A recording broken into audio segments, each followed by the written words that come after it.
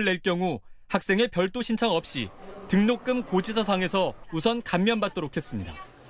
재외 국민의 소득 구간 산정 기간을 기존 최대 12주에서 4주 내지 6주로 단축하고 복지부와 협조해 사업장의 휴폐업 정보가 자동 반영되도록 했습니다. 지원을 원하는 학생들은 다음 달 6일까지 한국장학재단 누리집과 모바일을 통해 신청할 수 있습니다. 다만 지난해 발표된 대학 기본 역량 진단 결과에 따라 일부 대학의 학생들은 국가 장학금을 지원받을 수 없습니다. KTV 김윤민입니다. 지난해 남북 화해 물꼬를 튼 평창올림픽이 1주년을 앞두고 있는데요. 평화 의미를 되새기는 어게인 평창 행사가 열흘 동안 열립니다. 곽동아 기자입니다. 평창 동계올림픽과 패럴림픽 성공 개최 1주년을 기념하는 어게인 평창이 오는 17일까지 강원도 전역에서 펼쳐집니다. 어게인 평창의 슬로건은 하나된 열정, 평화와 번영으로입니다. 평창 동계올림픽과 패럴림픽의 주요 키워드인 평화와 번영의 의미를 담아냈습니다. 올림픽 유산으로서 이 1주년 기념 행사를 앞으로도 계속 해 나갈 생각이고, 두 번째는 이제 올림픽 때 마련된 평화의 분위기를 정착시키고 확산시키기 위해서입니다. 어게인 평창 공식 기념 행사는 오는 9일 평창과 강릉에서 개최됩니다. 평창 올림픽 스타디움에서는 평화와 번영의 평창 선언을 주제로 평창 올림픽과 패럴림픽 1주년 기념식이 진행됩니다. 5,000명이 참가하는 평화 비둘기 퍼포먼스가 펼쳐지고 평창 선언 등 행사가 열립니다. 강릉 아이스 아레나에서는 평화를 주제로 대축제가 이어집니다. 피겨퀸 김연아와 빙속여제 이상화의 팬사인회를 비롯해 아이콘, 위너 등 K-팝 가수들의 무대도 마련됩니다. 남북 단일팀 등 남북 간 평화 조성에 이바지한 평창 동계올림픽의 의미를 담아 8일부터 14일까지 이어지는 평화주간에 평화포럼도 진행됩니다. 포럼에는 레흐 바벤사 폴란드 전 대통령 등 여러 노벨 평화상 수상자와 노벨 평화상 수상 단체들이 참석할 예정입니다.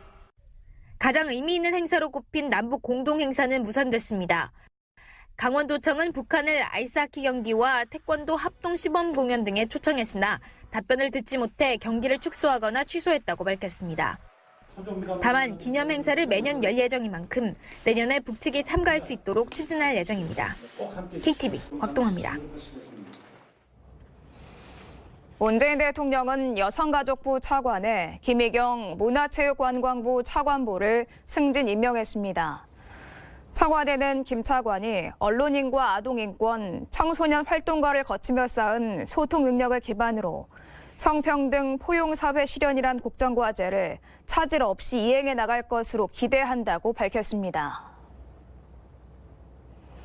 정부가 저소득 맞벌이 가구의 보육을 지원하는 거점형 공공직장 어린이집을 올해 10곳으로 확대합니다.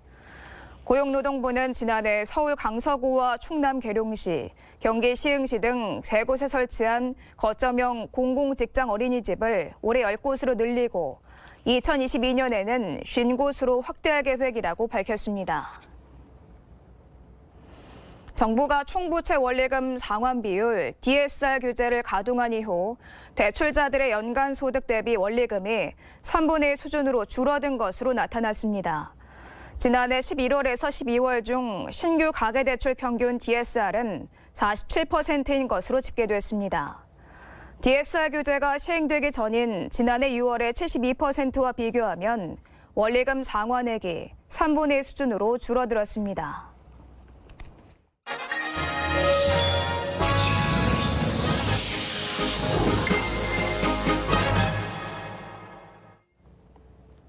진단박랑이라고 들어보셨습니까?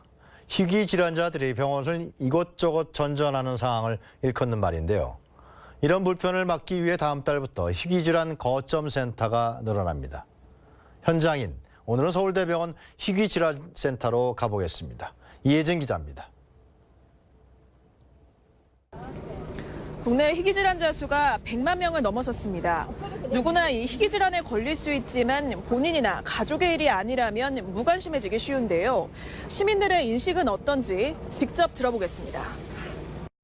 희귀질환을 앓고 있는 사람 좀 더 도움 많이 주는 게 좋은 것 같아요. 비용이 많이 들잖아요. 그래서 그런 부분들에 있어서 정부가 만약에 지원을 할 수 있다면 좋을 것 같다고 생각합니다. 실제 희귀 질환자들은 병이 주는 통증 자체도 고통스럽지만 비용 문제로 더 힘들어합니다. 보건복지부 조사 결과를 보면 희귀 질환을 앓는 응답자의 45%가 증상이 발생한 후부터 진단을 받을 때까지 모두 1,000만 원 이상의 의료비를 지출했습니다. 비용보다 더 심각한 문제는 진단 방랑. 진단을 받을 때까지 오랜 시간이 걸리고 병명이 확정돼도 적절한 치료법조차 없는 경우가 많습니다. 전문 진료기관이 부족하기 때문에 병원을 이곳저곳 옮겨다니며 몇 번이나 검사하는 과정에서 몸과 마음은 지치기 일쑤입니다. 이런 문제를 해결하기 위해 정부가 지원책을 내놨습니다. 오는 2월부터 중앙지원센터를 새로 지정하고 지역별 거점센터를 11곳으로 늘리는 내용입니다. 지방에 사는 환자들은 각 권역 거점센터에서 빠르고 지속적인 의료 서비스를 받게 됩니다. 이번에 중앙지원센터로 지정된 서울대병원 희귀질환센터입니다. 센터 안으로 들어가 보겠습니다. 평일 오전에도 센터 안은 환자들로 가득 찼습니다. 아이와 어르신, 보호자들이 초조하게 진료를 기다립니다. 진료실도 밀려드는 환자로 눈코 뜰 새 없이 분주한 모습입니다. 20여 년간 소아 청소년 희귀질환자들을 돌봐온 최종희 교수. 이번 지원책으로 환자들의 고통과 불편이 크게 줄고 지역 희귀질환센터의 역량도 커질 것으로 기대했습니다. 중앙지원센터는 그동안 서울대병원이 갖고 있는 그런 여러 가지 역량을 다 모아서 진단이 되는데 시간이 오래 걸린 환자들을 조기 진단하고 그다음에 그런 환자를 효율적이고 적절히 관리할 수 있도록 하는 여러 가지 노하우나 방향 이런 것들을 지역 거점 병원에 확산하고 정부는 이번 중앙 거점센터 간 연결망 구축으로 지역 내 희귀질환 치료관리 네트워크를 강화합니다. 이와 함께 새로 문을 여는 거점센터의 운영 상황을 점검해 지원 사업이 빠르게 정착할 수 있도록 뒷받침할 계획입니다. 현장인 이혜진입니다.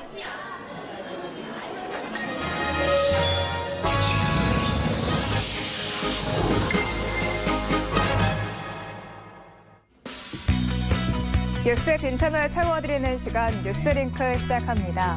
이달 말 북미 정상회담이 베트남에서 열립니다. 북한에서 베트남까지 거리는 대략 3,000km.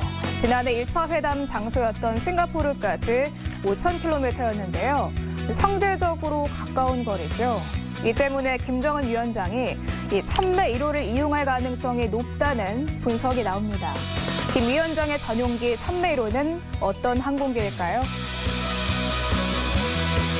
북한의 국조 나라세인 참매. 김정은 위원장의 전용기에 이름을 붙인 겁니다.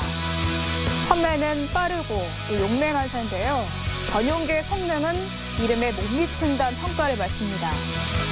참매 1호는 옛 소련 시절 제작된 일류신 6기형을 개조한 항공기입니다.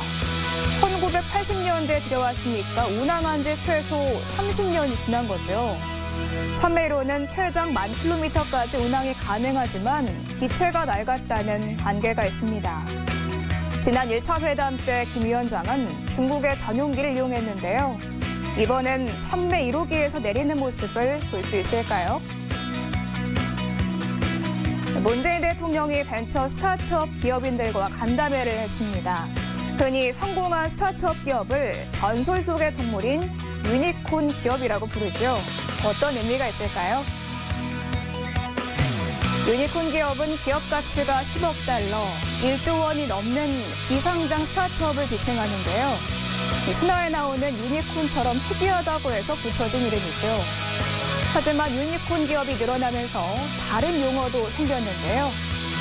기업 가치가 100억 달러, 10조 이상인 기업은 10을 뜻하는 접두사를 붙여서 데카콘이라고 부르고요.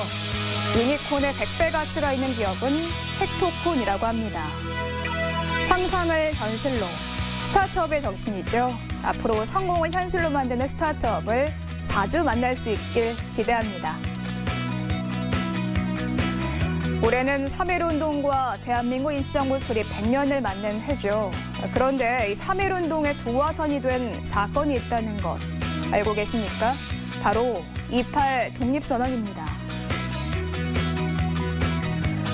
100년 전 일본 도쿄에는 한반도의 독립을 꿈꾸는 청년들이 있었습니다. 이들은 조선청년독립단을 발족했습니다.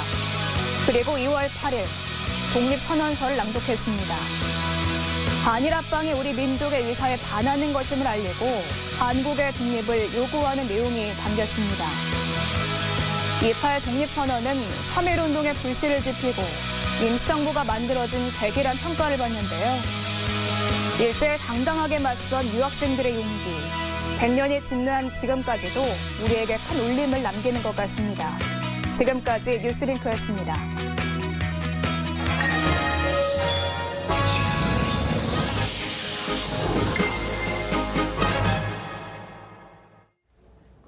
세계의 이목이 베트남으로 향하고 있습니다. 제2차 북미 정상회담에서 이 비핵화 정도와 또 제재 완화 폭이 과연 어느 선에서 합의될 것인지가 가장 주목거리입니다. 더불어서 종전선언이 과연 이루어질지도 관심의 초점입니다.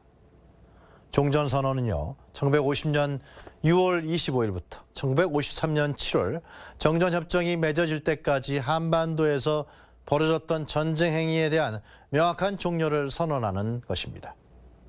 현재 중국과 미국 그리고 우리 한국이 상호 국교가 수립되어 있는 점을 볼 때 북미 간의 덱탕트 선언 등 종전선언은 정치적 선언의 의미가 큽니다. 하지만 전쟁의 직접적 피해자였던 우리로서는 반드시 짚어야 할 대목이 있습니다. 전쟁의 상흔으로서의 치유입니다. 65년이 지났지만 아직도 우리 국민들에게 남겨져 있는 전쟁의 상처를 치유하는 일입니다. 이산가족 상봉과 6.25 전쟁 납북자 문제 그리고 국군 포로 문제 등입니다.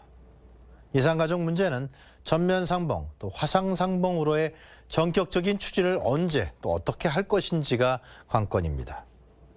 이산가족 상봉 신청자 중 현재 약 5만여 명만 생존해 있다고 하죠.